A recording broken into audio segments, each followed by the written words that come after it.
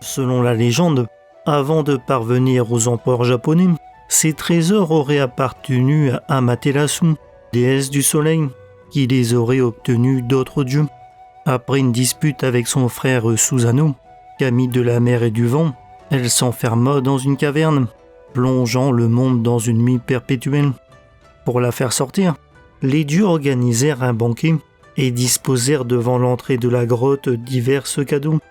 Intriguée, elle jeta un œil à l'extérieur pour voir ce qu'il se passait. Elle fut alors éblouie par un miroir et tirée en dehors de la grotte par le dieu de la force, tandis que les autres dieux bloquaient l'entrée. Parmi les cadeaux se trouvait le Yasakani no Magatama et le miroir qui l'a ébloui, le Yata no Kagami. Pour se racheter, Susanoo lui offrit plus tard l'épée Kusanagi no Tsurugi, qu'il avait obtenue du corps de Yamata no Orochi, un serpent géant à 8 têtes. Ces trésors auraient ensuite été amenés sur Terre par Ninigi no Mikoto, petit-fils d'Amaterasu, qui l'envoya pour gouverner le monde.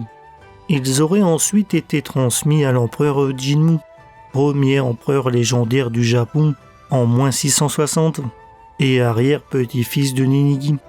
À partir de là, et jusqu'en 1945, ils étaient le symbole de la descendance divine de l'empereur, justifiant sa légitimité à gouverner le Japon par sa descendance avec la déesse Amaterasu. Si, comme vous pouvez le voir, tout ça tient de la légende, depuis au moins 690, la présentation de ces objets à l'empereur est un élément central de la cérémonie d'intronisation. Et la pratique continue encore aujourd'hui, leur dernière apparition ayant eu lieu lors de l'intronisation de l'empereur Naruhito en 2019. Mais bien sûr, leur histoire est loin d'avoir été tranquille. D'après le Ike Monogatari, à la fin de la guerre de Genpei, en 1185, le clan Taira est vaincu par le clan Minamoto lors de la bataille de Dan-no-ura. Durant cette bataille, la grand-mère de l'empereur Antoku, Taira no Tokiku, se suicide en plongeant avec l'enfant empereur, le joyau sacré et l'épée Kusanagi dans le détroit de Shimonoseki pour éviter qu'il ne tombe entre les mains des Minamoto. Le miroir sacré a été récupéré in extremis avant qu'une des dames d'honneur ne saute avec lui dans la mer. Le Magatama étant dans une boîte en bois, il est remonté à la surface et a été récupéré. En revanche, l'épée a été irrémédiablement perdue. Et 20 ans plus tard, une autre épée sacrée fut donnée à l'empereur Tsushimikadu par le sanctuaire d'Ise. Il faut comprendre que si les trésors sacrés sont d'une grande importance, ils ne sont pas irremplaçables pour autant. Il s'agit avant tout d'un symbole. Et avec une cérémonie shintoïste, il est possible de transférer l'âme d'un objet vers un autre. Surtout que de toute façon, personne n'est censé les voir. Il est donc impossible de savoir s'il s'agit des authentiques. Pendant la période des cours du Nord et du Sud, de 1333 à 1392, chacun des deux camps prétendait être légitime et posséder les 3 trésors sacrés, chacun disant que les siens étaient les vrais et l'autre des fous. En 1351, la cour du Sud envahit temporairement Kyoto et s'empara des trésors sacrés, ce qui n'empêcha pas le Nord de finalement l'emporter. En 1392, l'empereur Go-Kameyama de la cour du Sud remettant officiellement les trésors sacrés à l'empereur Go-Komatsu de la cour du Nord. Mais en 1443, des vassaux de la cour du Sud firent éruption dans le palais impérial et ont réussi à emporter l'épée et le Magatama. Pour une raison inconnue, l'épée est retrouvée dès le lendemain, abandonnée dans un temple. En revanche, le Magatama ne sera récupéré qu'en 1458. En 1945, à la fin de la guerre du Pacifique, les raids aériens sur le Japon par les forces alliées s'intensifièrent. Le sanctuaire d'Azuto, où se trouvait l'épée Kusanagi, fut endommagé par les bombardements. En prévision de la bataille décisive du continent, la sécurité des trésors sacrés devient un problème. Le 31 juillet 1945, l'empereur Showa envisage leur évacuation. Quand la bataille devait débuter, l'empereur décida de s'installer au quartier général impérial de Matsushiro, dans la préfecture de Nagano, avec eux. Finalement, le Japon capitula en août, et malgré les importantes destructions subies par le pays, les 3 trésors sacrés ont traversé la guerre sans être endommagés.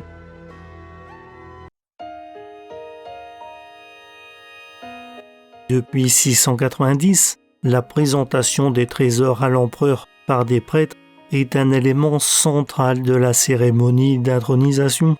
Lorsqu'un empereur monte sur le trône, posséder les trésors sacrés est une preuve de sa légitimité et maximise l'autorité de la famille impériale sur le pays, de par la preuve de sa descendance divine.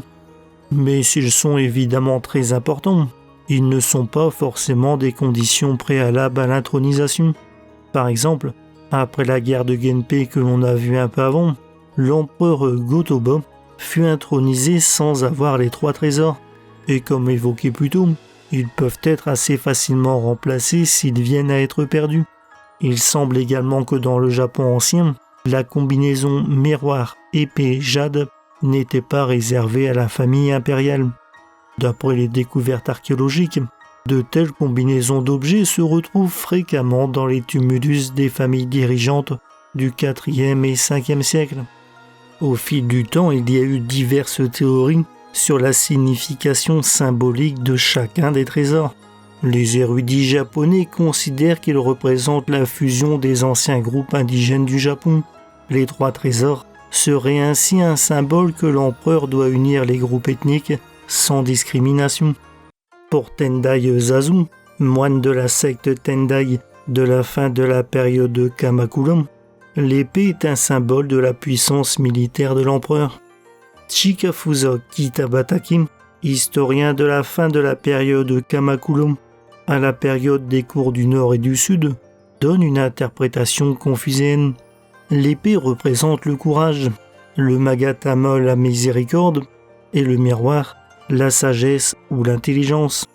Pour Kaneyoshi Ichijun, noble de la cour de la fin de la période Muromachi, le miroir représente la sagesse, le magatama la bienveillance et l'épée la droiture et la bravoure. Tanaka Chigaku, érudit bouddhiste du XIXe siècle, précise: miroir Amaterasu, sagesse, magatama Tsukuyumi no Mikoto, bienveillance, épée Susanoo, bravoure. De la même façon, il existe une théorie selon laquelle le magatama représente la lune, yin, par opposition au miroir qui représente le soleil, yang.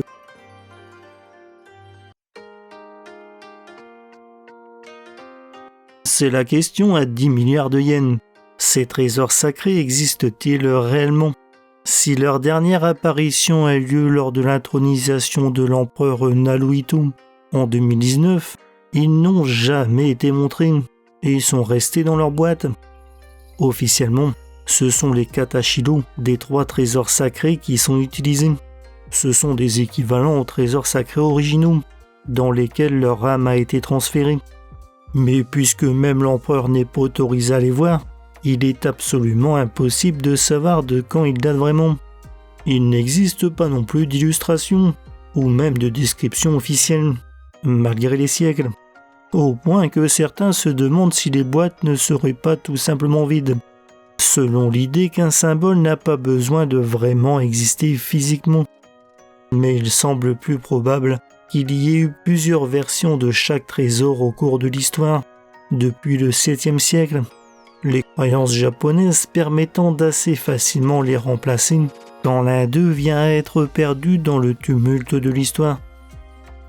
Le Yasakani no Magatama, qui serait actuellement au palais impérial de Tokyo, serait celui récupéré à la fin de la guerre de Genpei, si l'on en croit le Heike Monogatari, écrit 200 ans après. S'il parle d'événements historiques réels, d'autres sont douteux, si bien que l'on ne peut pas vraiment le considérer comme un document historique fiable. Le Yata no Kagami serait également actuellement au palais impérial de Tokyo. Cependant, les différents lieux qui l'ont abrité au fil de l'histoire ont brûlé à plusieurs reprises, si bien que l'on estime qu'il n'existe quasiment plus que sous la forme de cendres. Toujours selon le Heike Monogatari, l'épée Kusanagi no Tsurugi fut perdue dans les eaux du détroit de Shimonoseki en 1185. 20 ans plus tard, l'épée sacrée fut remplacée par le sanctuaire d'Issei.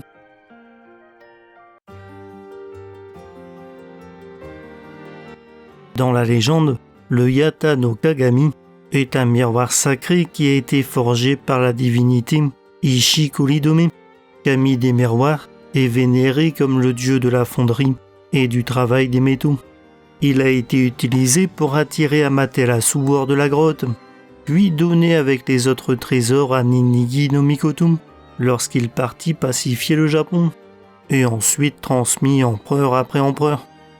Il est généralement imaginé comme un miroir en bronze, mais il pourrait en réalité être un miroir en fer. Son nom serait simplement une référence à sa taille, Yata étant une ancienne unité de mesure. Il ferait ainsi 157 cm de circonférence. Mais Yata était également utilisé pour désigner simplement quelque chose de grand, et n'est donc pas forcément une valeur numérique précise. Il représente la sagesse ou l'honnêteté. Dans le Japon ancien, on considérait que les miroirs représentaient la vérité, car ils reflétaient simplement les choses comme ils étaient. Des 3 trésors, le Yata no Kagami tient une place particulière, car selon la légende, lorsque Amaterasu l'a donné à Ninigi, elle a ordonné de vénérer ce miroir comme s'il s'agissait d'elle-même. Le Yata Kagami en tant que Goshintai d'Amaterasu se trouve au plus profond du sanctuaire intérieur de Jingu, du grand sanctuaire d'Issei, dans la préfecture de Mie. Selon l'archéologue Dailoku Harada, il y a eu plusieurs incendies dans le sanctuaire au cours de l'histoire, et le miroir aurait été détruit au moins une fois. S'il a été reconstruit, étant donné la taille actuelle de la boîte le contenant, il est probablement plus petit que l'original. Une copie basée sur celui du sanctuaire d'Issei se trouve au palais impérial. Celui-ci a également été plusieurs fois endommagé par des incendies, en 960, 980 et 1005. À cette période, la moitié de celui-ci a été détruite et la forme du miroir avait été perdue. Lors de la bataille de Dan-no-Uro, en 1185, il fut récupéré de justesse avant d'être envoyé par le fond. Lors de l'incident de Kinketsu, en 1443, il fut le seul trésor à échapper au vol. On estime cependant qu'actuellement la plus grande partie a été réduite en cendres au fil des différents incendies.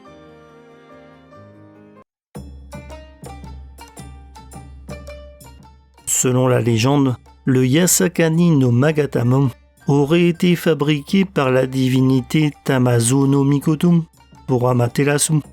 Si on le considère généralement comme étant en jade, le kanji signifie boule rouge. Il pourrait donc plutôt être en agate. Historiquement, les Magatama sont apparus au Japon durant la période Jomon. S'ils servaient à l'origine de bijoux décoratifs, à la fin de la période Kofun, ils étaient des objets cérémoniels et religieux. Le Yasakani no Magatama serait le seul des 3 trésors qui existent encore aujourd'hui sous sa forme d'origine.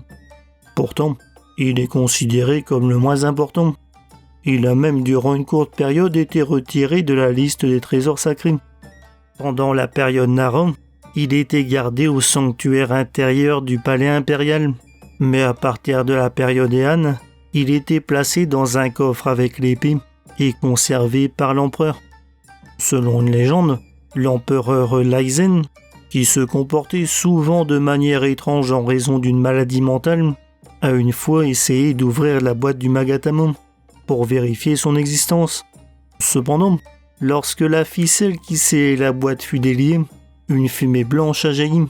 Terrifié, il s'arrêta immédiatement. Il serait aujourd'hui stocké au sanctuaire central du palais impérial de Tokyo.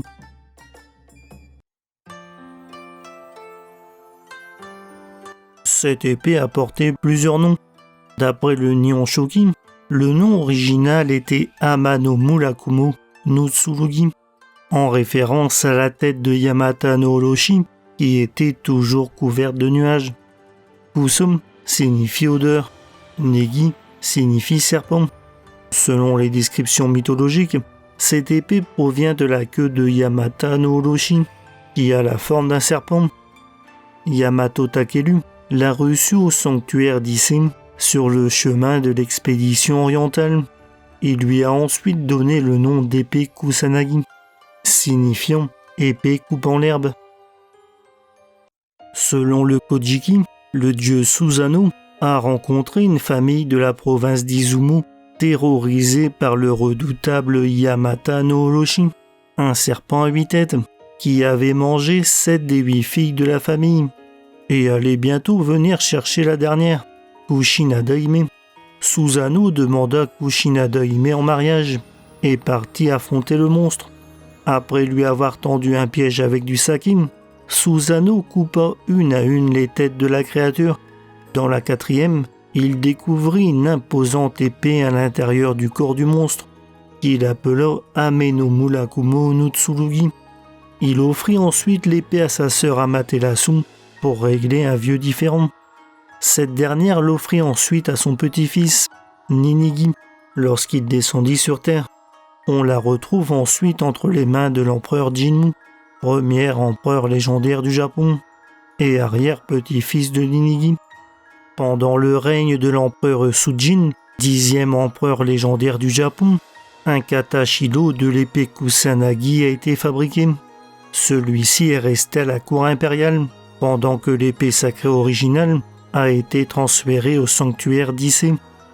Sous le règne du 12e empereur légendaire, Keiko, Ame no Murakumo no Tsurugi fut donné au grand guerrier Yamato Takelu par sa tante, Yamato Hime no Mikoto, fille de l'empereur Tsuinin et première grande prêtresse du sanctuaire d'Issei, pour le protéger en cas de danger, alors que celui-ci était en route pour l'expédition orientale. Un cadeau qui lui sera fort utile lorsque Takelu fut piégé lors d'une partie de chasse par un seigneur traître.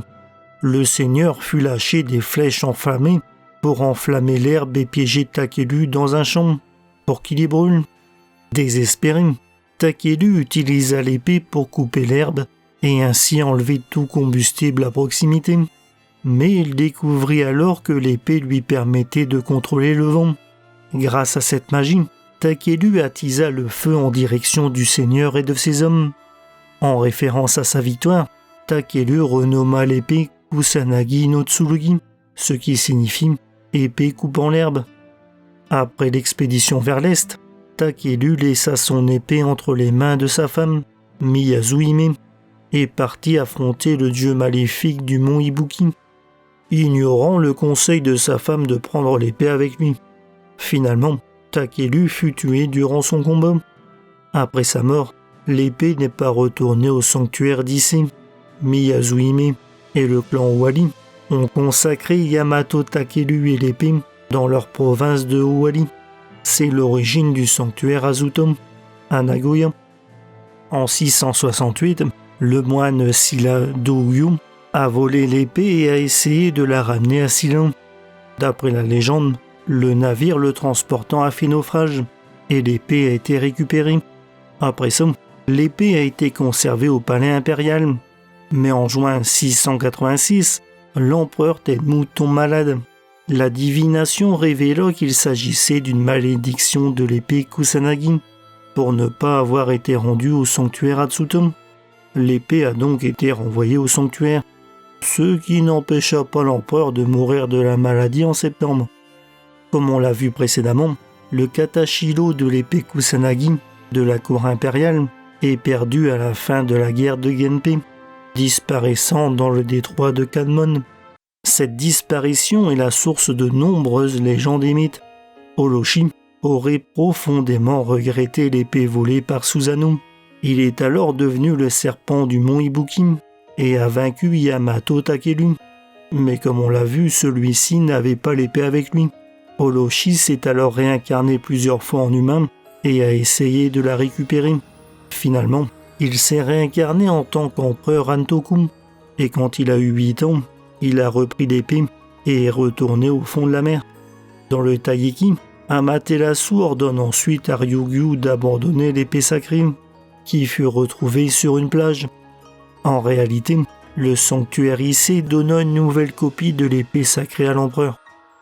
Lorsque le sanctuaire d'Atsuta a brûlé à l'époque Kamakura, l'épée sacrée n'aurait pas été directement endommagée. Si à l'époque Azuchi Momoyama, le sanctuaire était protégé par des personnalités comme Oda Nobunaga, Toyotomi Hideyoshi et Tokugawa Ieyasu, il tomba en ruine à l'époque d'Edo. En 1686, le sanctuaire fut reconstruit par Tsunayoshi Tokugawa, 5e shogun d'Edo. À cette époque, le coffre contenant l'épée sacrée était vieux, et plusieurs prêtres ont été appelés pour déplacer l'épée vers un autre coffre. Selon le témoignage de Tamaki Masahide, prêtre shintoïste qui a participé à l'opération, l'épée à double tranchant mesure environ 85 cm de long. La pointe de la lame ressemble à une feuille d'iris, et le milieu de l'épée dépasse d'environ 18 cm. Elle était blanchâtre sans rouille, ce qui pourrait indiquer que l'épée est en cupro-nickel. Bien qu'en 1946, soit après la fin de la guerre du Pacifique et l'abandon du statut divin de l'empereur, Morikazu Goto a déclaré que l'épée que le prêtre avait vue était en réalité bleu-noir, ce qui indiquerait plutôt que l'épée est en bronze, et on pense qu'elle pourrait exister depuis la période Yayoi. Il y a aussi une légende selon laquelle tous les autres prêtres présents seraient morts d'une maladie maudite. Stressé par le fait de vivre en permanence avec les trésors sacrés, l'empereur légendaire Sujin aurait fait fabriquer un katashiro de l'épée Kusanagi. Une légende raconte qu'un soir l'empereur Yose a sorti l'épée dans la cour. Le palais fut alors illuminé par une puissante lumière flottante et clignotante, et lorsque l'empereur effrayé l'a jetée, l'épée est retournée dans son fourreau.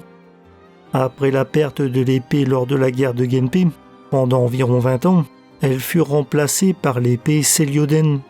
C'est lorsque l'empereur Tsushi Mikado remplaçant l'empereur Juntoku que le sanctuaire Issei donna une nouvelle épée Kusanagi. Lors de l'incident de Kinken, en 1443, l'épée a été volée à la cour impériale, avec le Magatama, par les forces de la cour du Sud. Elle fut cependant retrouvée dès le lendemain matin, par un prêtre du temple Kiyomizu. Cette épée serait toujours au palais impérial de Tokyo.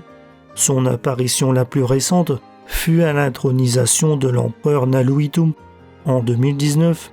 Mais comme les autres trésors, personne n'est autorisé à la voir. Ainsi sa forme, l'état et même son existence réelle restent inconnus. Voilà, c'est la fin de cette vidéo. J'espère que ça vous a plu.